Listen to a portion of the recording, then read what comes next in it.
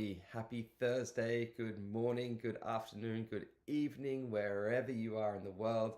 I hope you are having a great day and welcome back to the Polyhedra Show. Now, if you caught us in episode 2, you'll remember that we announced our Explore Expander Bootcamp. This was a really cool dive into our groundbreaking ZK proof system and its role in accelerating Ethereum's roadmap.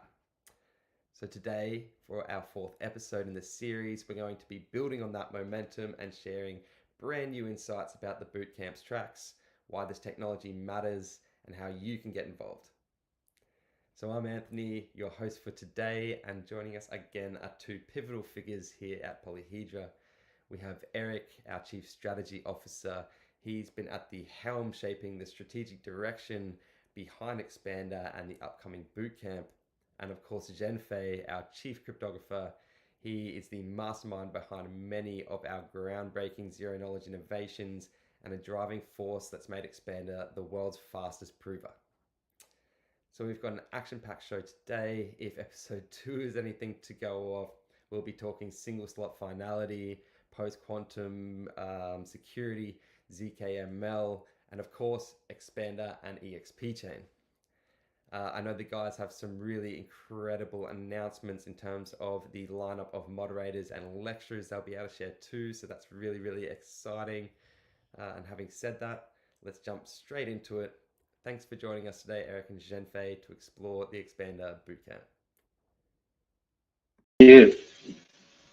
Thanks, Anthony. Happy to be here. As he mentioned, I am Eric Vreeland, the Chief Strategy Officer at Polyhedra, and I'm joined by Zhenfei, our Chief Cryptographer. Zhenfei, how are you doing this morning? Doing good. How are you? I'm doing very well and really excited. This has been, a passion project for you and I, building this out over the past couple months, and it's really kind of finally coming to fruition.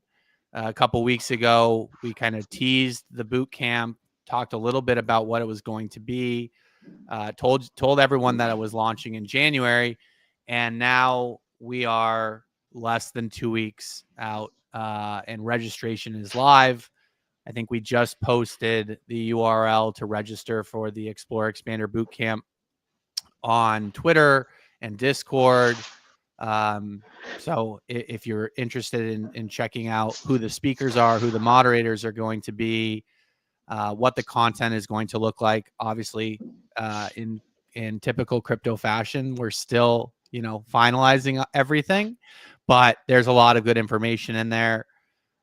So if you're interested in registering, now's your chance to do so. And so I think with that being said, let's share some more details on the boot camp. And really, there are kind of two focus areas for this boot camp. The first one, as Anthony alluded to, is Expander, which is the world's fastest proof system developed by our team at Polyhedra. And the second is accelerating the Ethereum roadmap. So let's dive into those a little bit more. Zhenfei, for the audience that isn't familiar with Expander, can you give a little bit more context about Expander and kind of how we got to where we are today?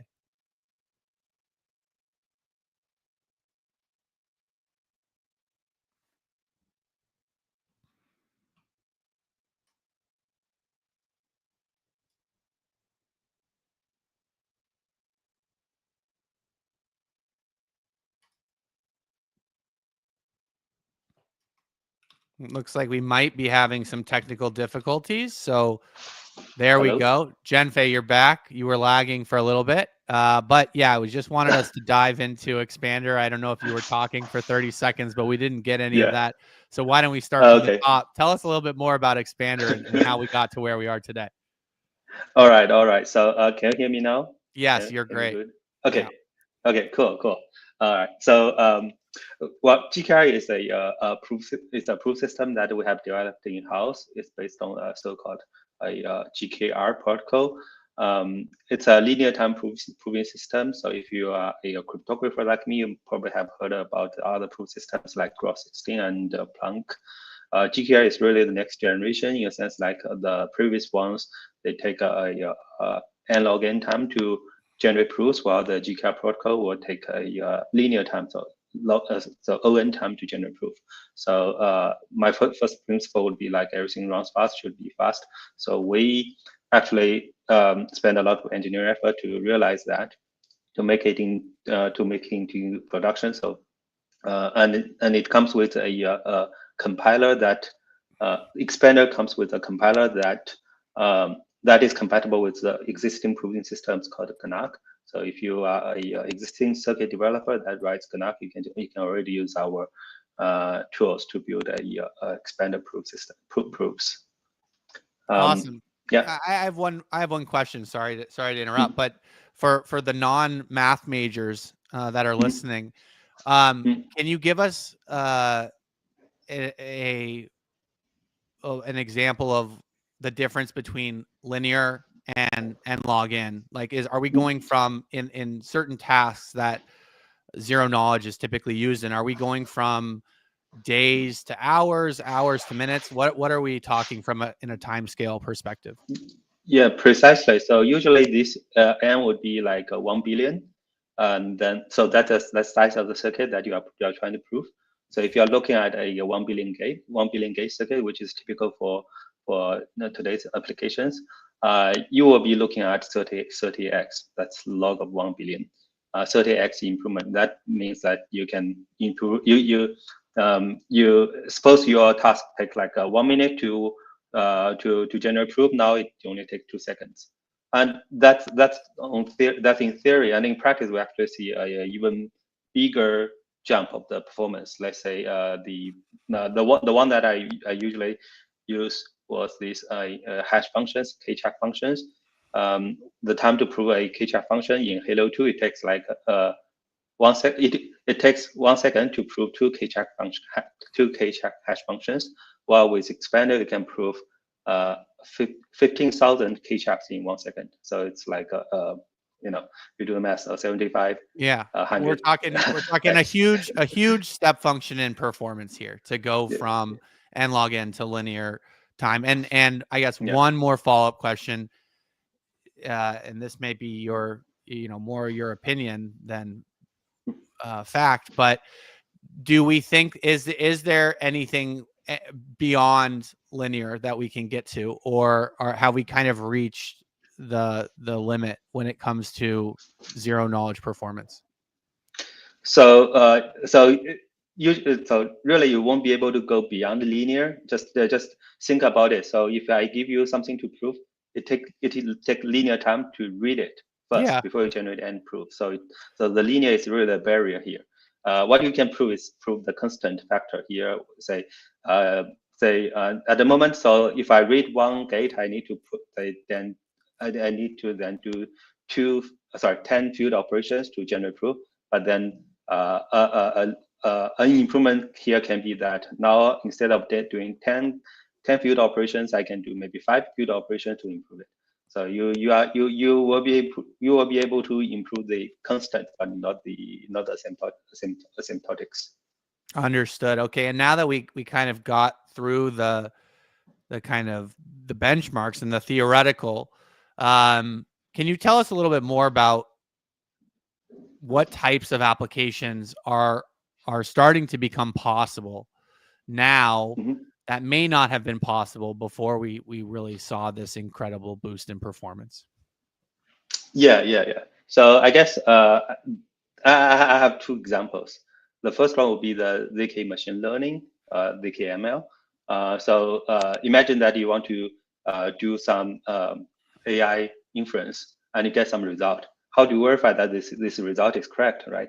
So you one way is say, okay, I trust the person who did the inference for me. But we are in Web3, we are in the decentralized world. We want to do better.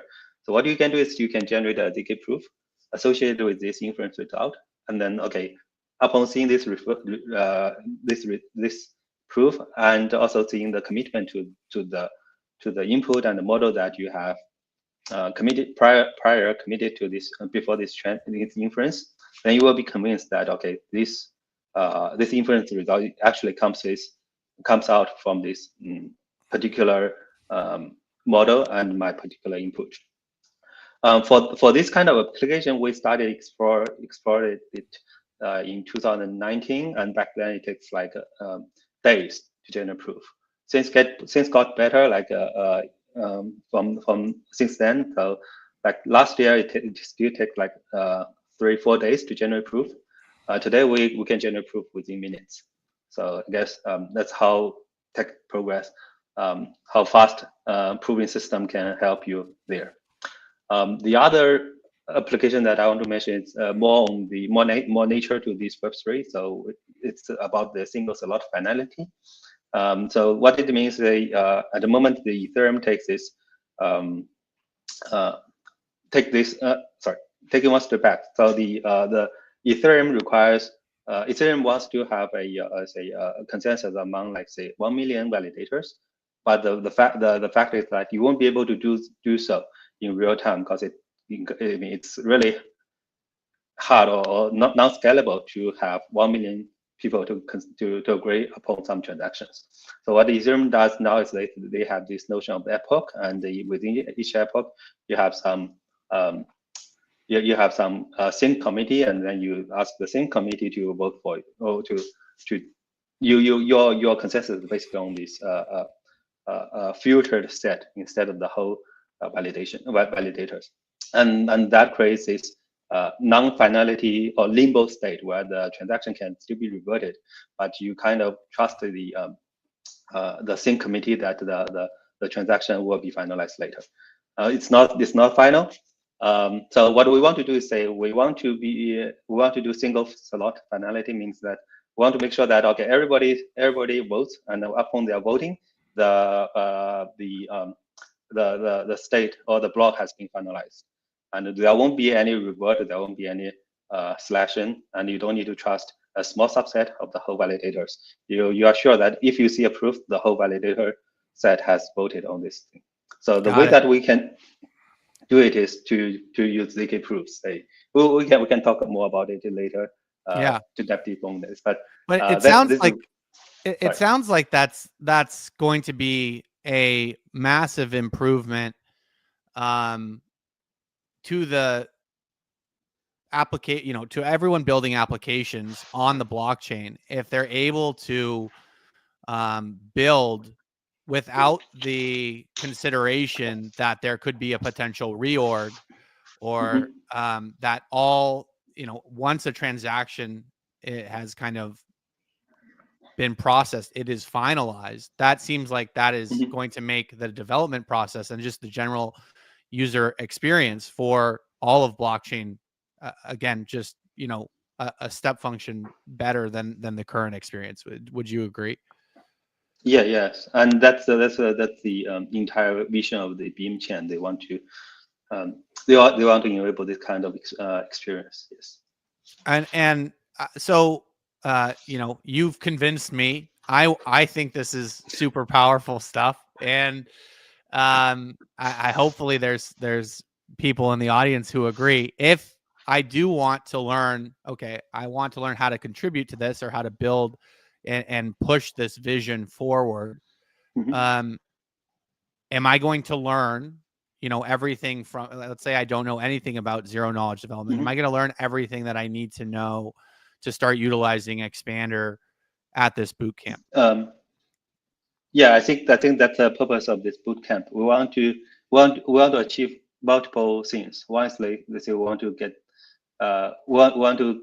we want to spread the knowledge. We want more people to learn about GKR, learn about Expander, learn about how to use it. So we'll have a hands-on tutorial helping people to develop a circuit and build applications on top of this, on top of our Expander proof system, and also maybe a pair programming time to help you to deploy your application on our Expander, on our EXP chain, or on the Ethereum testnet or something. You will have all those learning tutorials. In the meantime, we also have very prestigious lecturers and moderators from externals, from Ethereum Foundation, and from other really well-known projects, and they will help us to moderate the tracks to build the applications that can actually be used, or that the applications that can really be used in Beam Chain. So this way, I think you get both hands-on experience and you get both theoretical background of the proving system and also hands-on experience to build your project and deploy it in real life. Got it. So you talked a little bit about the second theme of the bootcamp, which is accelerating the Ethereum roadmap. Can you share a little bit more about what that means? I mean, we talked about single slot finality, but can you go a little bit more into the details when we're talking about combining Expander and the future of the Ethereum roadmap? How do those go together? Right. So for the context, the Beam Chain is the next big thing of the Ethereum. So Ethereum has has come up with 2 stages. First is this POW, the very initial one, and a couple of years ago this Beacon Chain, which they become a POS chain and enabled a lot of L2 applications. And they are really thinking for the next stages. So the next one would be this so-called Beam Chain, which they project to be 5 years time to build. And the one key observation here is most of the tech that Beam Chain requires are already there. It's just that either the performance is not good enough, which we are here to solve, or that the tech is not mature enough. For example, the hash functions, some of the new hash functions, people do not have enough confidence in it, so it will take time for those schemes to get mature. So that's why they projected 5 years time for the Beam Chain development. But we are here to accelerate it, right? I was gonna say, yeah. Let's say, Zhenfei, if you were gonna say when the performance will be ready to meet the demands of what's necessary for the Beam Chain, what you want to give us a prediction? I think for most of the applications, with Expander you can already meet the requirement. Say the SSF, single slot identity, that a typical example that we have been talking for many times. We have some internal. I mean, we actually have a academic paper that is going to be published soon. So our proving speed has already caught up with the block generation time. So that means it takes 10 seconds to generate block, and we can prove this block within 10 seconds asymptotically. So it's already deployable in a sense. It's just back to your question, when do I think that's going to be mature enough, going to be fast enough? I think we are always hungry for the speed. But if we really want to change right now, we can deploy the existing solution right now.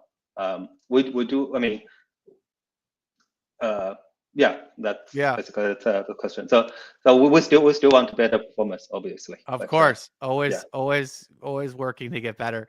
And it sounds like, based on what I've been hearing you say, it sounds like zero knowledge proofs, the GKR protocol, Expander. It sounds like this is kind of the last piece that we need. Once this is there, like this is a very critical piece of underlying technology for us to be able to accomplish this. Can you talk about why are zero knowledge proofs such a critical piece of infrastructure for the future of blockchain? I think a lot of people think about zero knowledge proofs in the context or know them as for their kind of privacy preserving characteristics, but there's so much more beyond that. And I think, really we're tapping into these other characteristics that are really going to be helpful for the future of blockchain.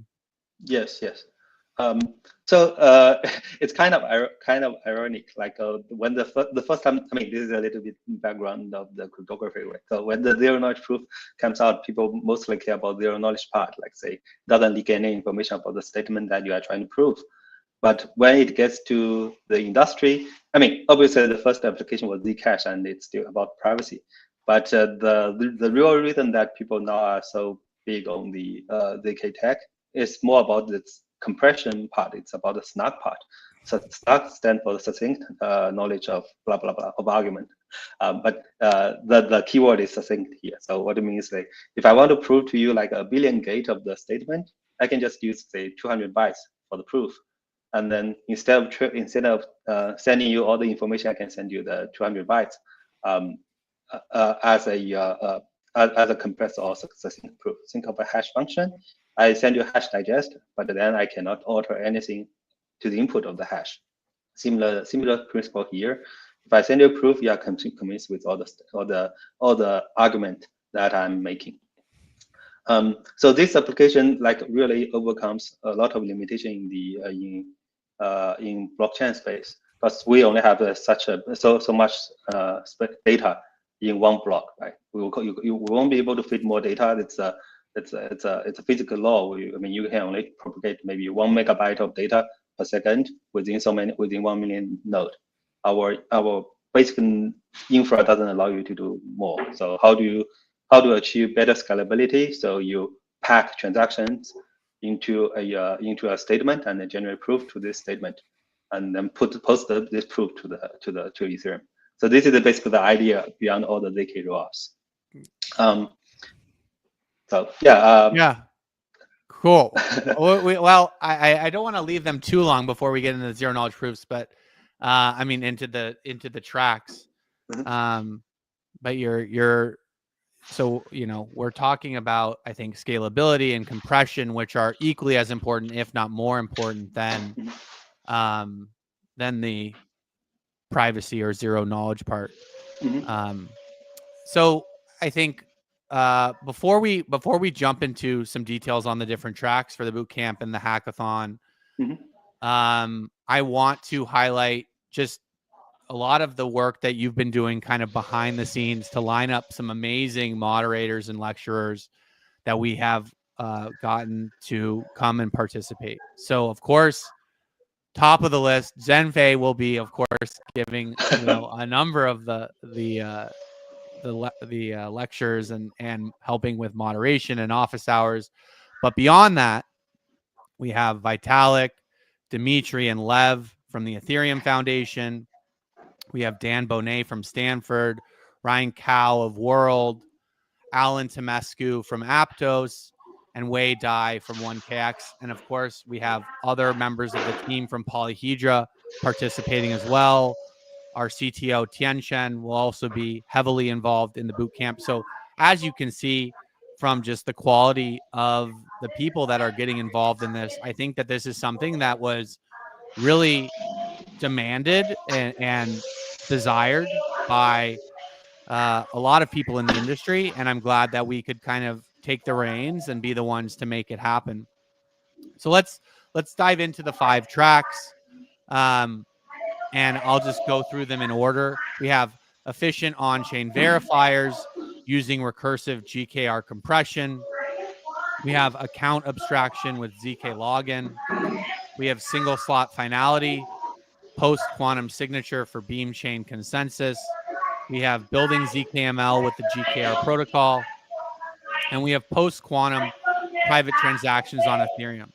So let's start with on-chain verifiers and using recursive GKR compression. We learned a little bit about GKR and Expander, but let's talk about the verification and specifically, we haven't talked about recursion yet, Zhenfei. So can you give us a little bit more information on that? Yeah, sure. So the how does my background sound? It was a little loud. It's a little loud. We're doing all right though. Sorry. Okay. Sorry about it. Yeah. So let's see. Basically, so you guys must have heard of applications like ZK rollups or Tornado Cash, etc. So what they did is it was send a proof to the blockchain, and the EVM, the Ethereum virtual machine, will execute the verification algorithm and try to verify that, okay, this proof actually is valid. So what we want here is similar. We want a smart contract live in the Ethereum that verifies GKR proofs. So the GKR proof is different from the existing proof, let's say the Groth16 proof or Planck proof. So it will require a new verifier. What it enables is say all these existing on-chain applications, you can basically mimic the same application with GKR proof. So that's a recursive verifier part. And also we have this notion of compression for the GKR. So this is similar to the to other proof systems where you actually compress the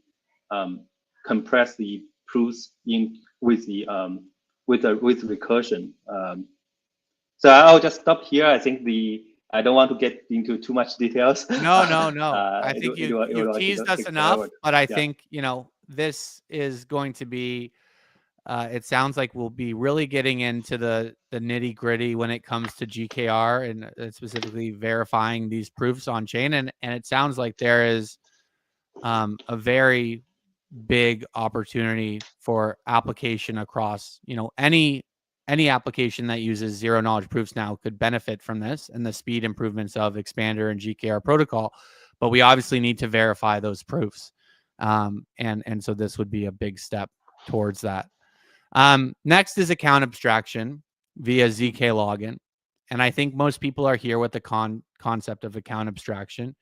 But what improvements can be made compared to existing account abstraction solutions utilizing Xpander and zero knowledge proofs? And so this might be a little alpha for the teams building in this track. Yeah, so I guess with ZK logins, what you can achieve, the property it enables that you can use your Web2 credentials, and you use those to authenticate your Web3 accounts.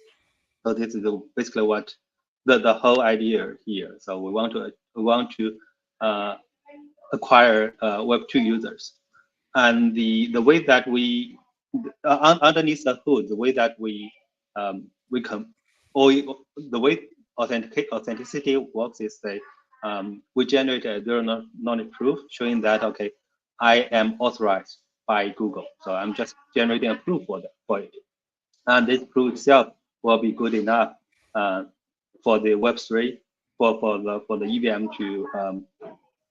to accept my authentication. But the catch is that this proof generation time is too long. It's not going to be practical for the last generation proof system like ROS16 and Bank. We have some results, and this is actually a result from Aptos.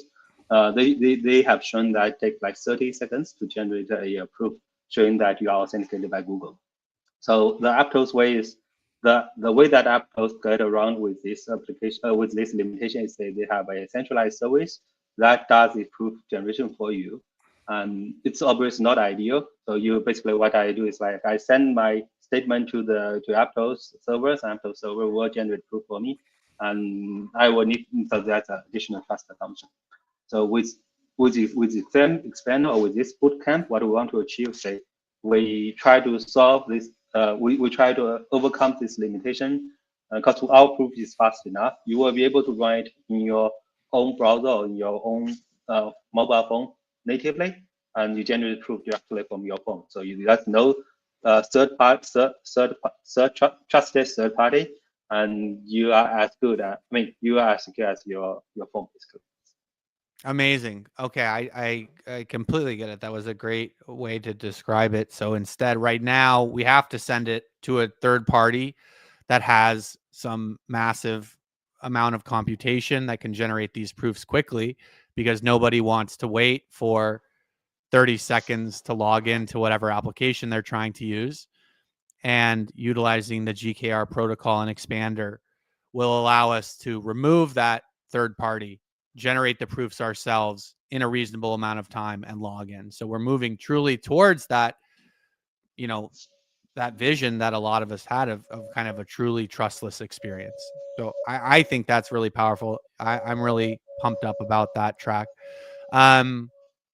Let's talk about post-quantum signatures.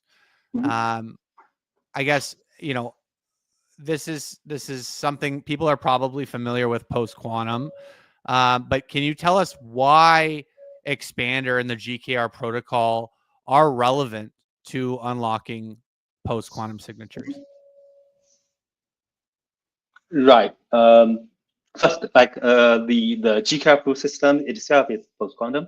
So unlike Planck and sorry, unlike Planck and Gauss-16, those proof systems are pre-quantum. In a sense, like a quantum computer were able to break it. So if you build your application natively with Expander, you inherently have the post-quantum feature. And yeah, so that's pretty much it. So it's a Yeah. inherent feature from our And proof system. is it out of the box? Is there anything that a developer needs to do when utilizing Expander to take advantage of this post-quantum security? Or is this just kind of one of the benefits and one of the reasons that teams thinking about utilizing ZK today should seriously consider Expander so that they are future-proofing themselves for a post-quantum world? Yeah, it's pretty much out of box. You basically get it for free. I guess that's hello. Yeah, you're back. You're back.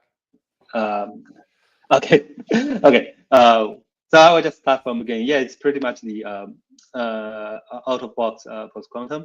I mean, one caveat is like you might want to select your polynomial commitment scheme because that comes with the proof system. You want to choose a post quantum PCS polynomial commitment scheme so that the whole suite become post quantum. Yeah. Will we be getting into the details of selecting your PCS in the boot camp? Yes, we will, and we have the Expander itself supports multiple PCS and including pre-quantum and post-quantums. So yeah, you will just select the right one, and then you basically are future proof. Awesome, very cool. Okay, here's one. I know we teased this a little bit, or we talked about this a little bit on Tuesday with Sam and Tianxian. It's ZKML and the GKR protocol. Mm-hmm. From your perspective, what are some of the most exciting applications of ZKML that you would like to see built? Right. I'll say that we have already seen some of those applications. Let's say the iris scans and facial recognitions. Those kind of things where people really care about their privacy. The ZKML is here to provide it. So so these are the applications, and those are the things where you have existing applications, and ZK is help you to provide or enhance your privacy. But I want to say that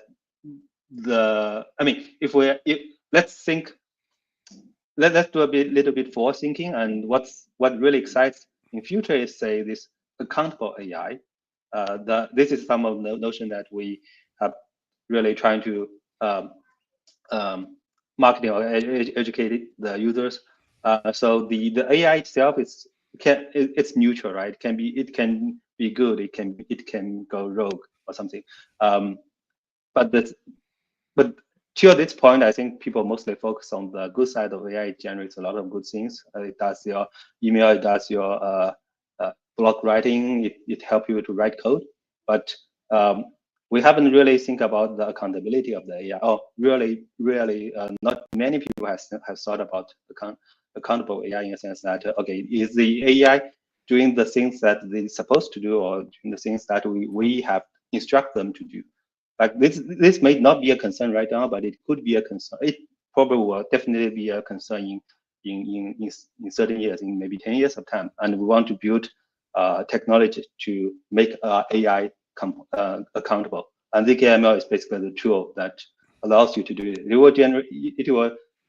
It will ask the AI to generate a proof for every decision that it has made, and with that,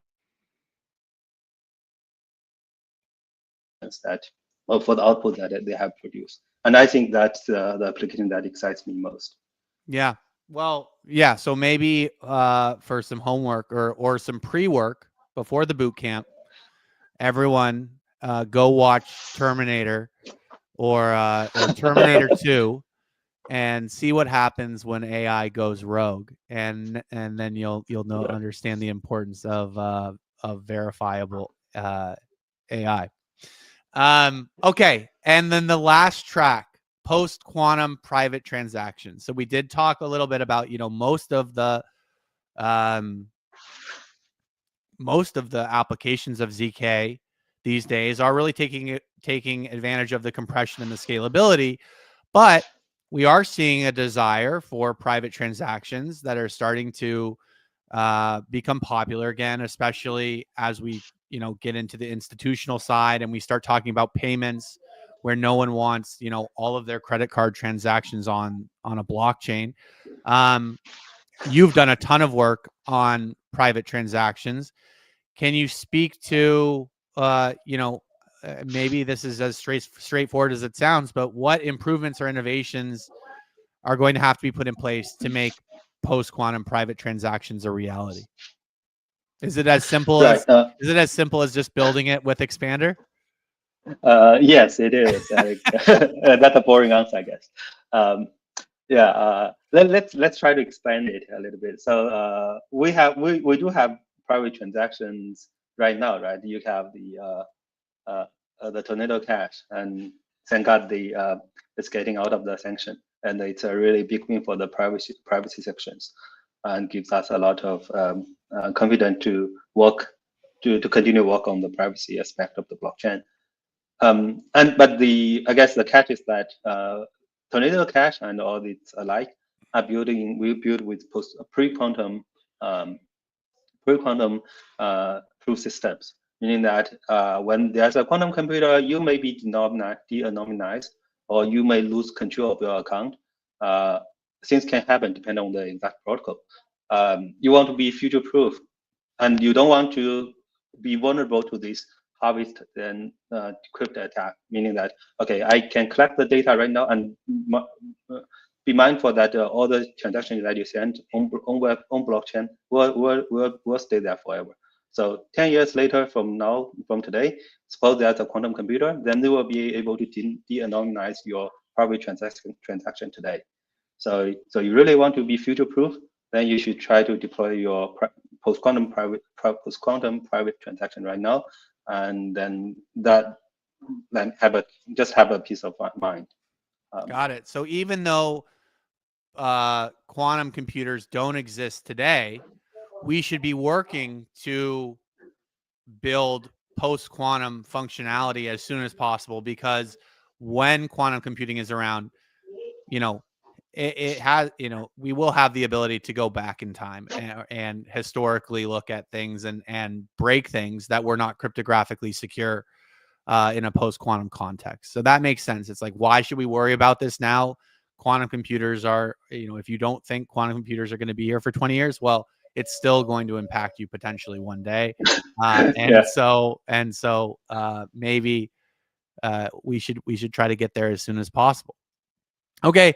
Well, that was really helpful. I hope for the audience that maybe they got a little bit of visibility into the importance of each of these tracks and why we selected them.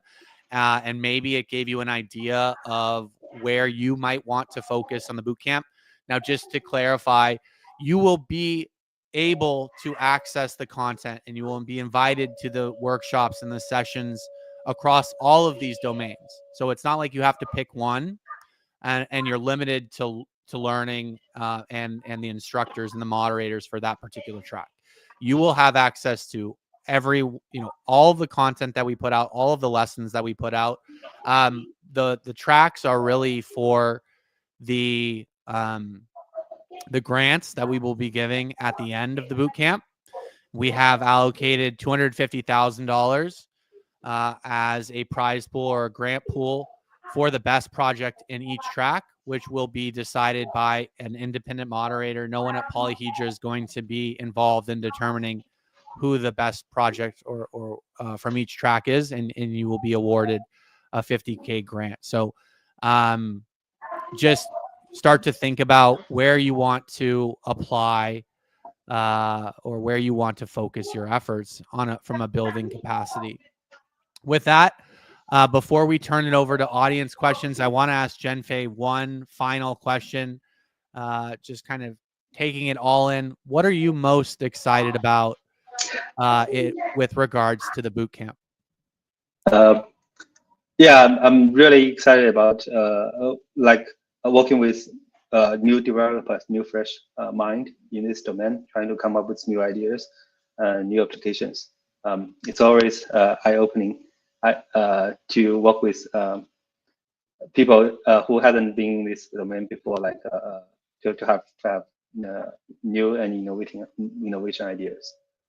Amazing. Yeah, I'm excited to see how much interest and like you said, interact with everyone that has shown interest in zero knowledge, in Ethereum, in blockchain. That, you know, the number of people that are, of course, now especially interested in this technology is growing every day, and we're excited to kind of usher in the next generation of builders on blockchain. So with that, Zhenfei, thank you so much for taking time out of your morning to share your insights with us. Let's welcome Anthony back in, and I think we've got about 15 minutes for some questions from the audience. Hey guys, can you hear me? Yeah. Perfect. Hey, thanks so much for that. Really, really cool. Obviously, some alpha in there, some deep insights from you guys, some really, really exciting tracks. No doubt there's going to be, some really cool innovations coming from the boot camp. So I can't wait to see what comes out. And when you guys are excited about something, I know obviously it's going to be really, really great.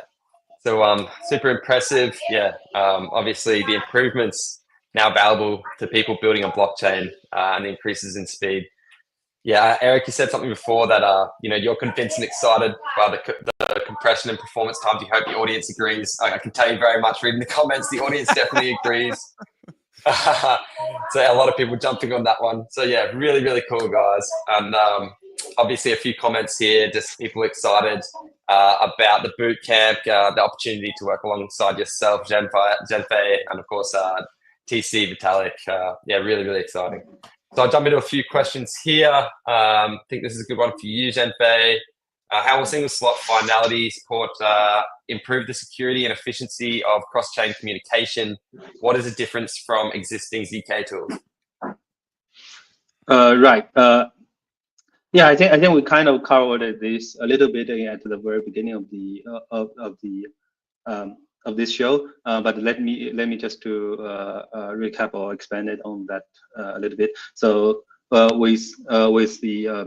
with our existing proof systems, we are already able to prove the SSF or prove the whole Ethereum consensus within the time of the block generation time. So we are able to prove as fast as blocks are produced. This is not about rollup. This is about the consensus. It's a much bigger state than the rollups. We have already done so, and I don't think any other proof system can do it within the time constraint. And with Expander, we want to further 10x or I don't know 100x that time. So that we will really make the single slot finality a practical solution. Can I ask a follow-up question just based on that answer? Do you see a world when we get to a world where single slot finality is the default and we're able to prove that consensus in a second as opposed to 10 seconds? Do you see potentially the block time increasing? Is that something that has been discussed? Or sorry, I would say decreasing? that the block. Yes. It could be. I mean, it could be two things. Either the block time will decrease, or the gas, the gas that you want proof. I mean, it's actually both, not either. The block time should be decreasing, and also the amount of transactions or the gas that each block will prove each block will have will increase. So you will have say hopefully infinite or close to infinite size of the block that allows you to do as many transactions you want. So the TPS will be a historical word. Your block will no longer be limited by either the size or the number of transactions. Very cool. That's awesome. Awesome. Nice. Yeah. And just again, I just want to say thank you so much to the audience and our community for so many questions and some really good ones here. The few more aimed at you, Zhenfei, but a quick one that a few people have touched on, just regarding the requirements for joining the Polyhedra bootcamp, the tracks. Can we speak a little bit to that? I don't think we have any requirement, and you don't need to do any prior course or anything. Just have a mind of learning new stuff, and that's all that it requires. And then perhaps have a laptop so that you can you can code. Yeah. Yeah, maybe don't show up trying to do the to do the course on your phone, but yeah, we are in the spirit of blockchain and permissionlessness. All we're requiring is that people just go to the website, register, so that we know that you're a part of it. You'll be included and notified of any important announcements about the boot camp. We'll be starting a week from Monday, January 20th. We'll have our first kind of kickoff call and introductory welcome, and then we'll jump straight into it. I think the first week will be primarily foundational, really kind of ZK, GKR expander principles that are going to build the foundation. And then in weeks 2 and weeks 3, we'll build upon that and start into these specific applications and some more information that might be relevant for particular tracks. Brilliant. And in terms of people interested in the bootcamp, are there any libraries or tools that you could recommend for, say, prototyping ZK snarks with expander graphs during the hackathon, during the bootcamp?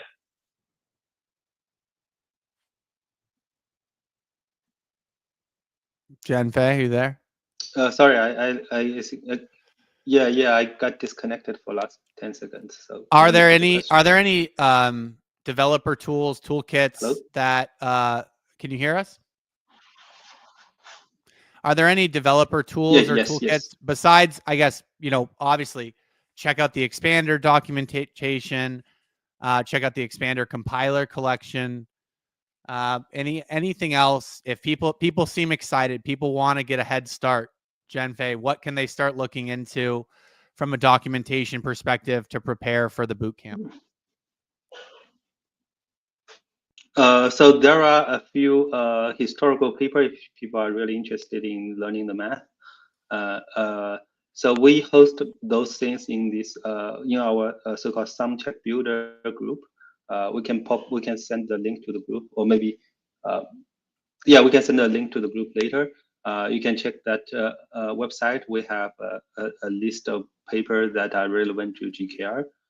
That is, if you are very interested in digging deep into the math.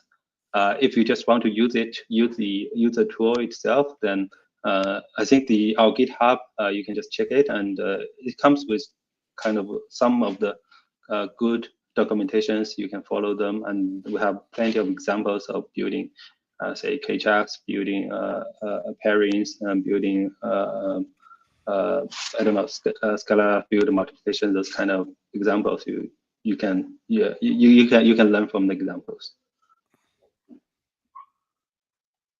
Cool. Eric, you very much nailed the questions. A lot of people just commenting that the questions that they've submitted, you guys have really nailed during this chat. So that's brilliant. I'm just trying to sort through a few that might jump out that can be a little bit more unique.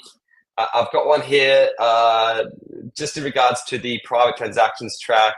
How does Expander handle the balance between scalability and post-quantum security for private transactions?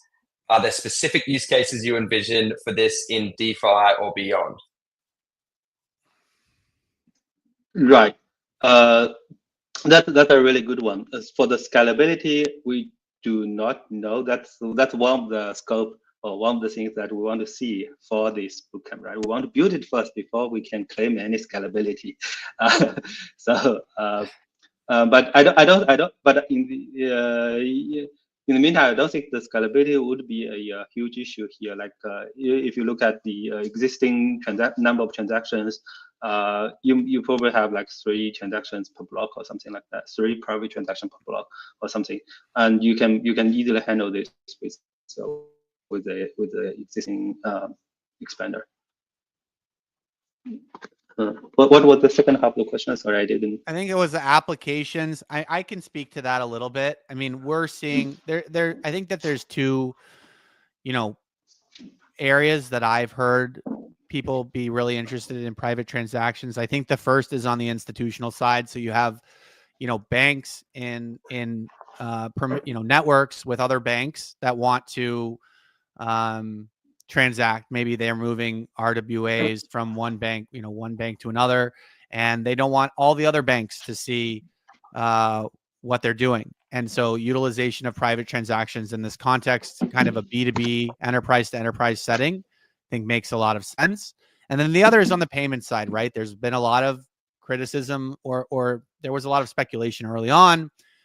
Blockchain's going to replace credit cards. Everyone's going to use their phone and pay with crypto for, when they go to the grocery store, and that hasn't come to fruition. And I think a big criticism and a big reason that people are saying that isn't the case is I don't want all of my transactions to show up. I'd rather have to deal with a centralized intermediary, in this case, the credit card company, who has visibility into my transactions, than to broadcast them to the world.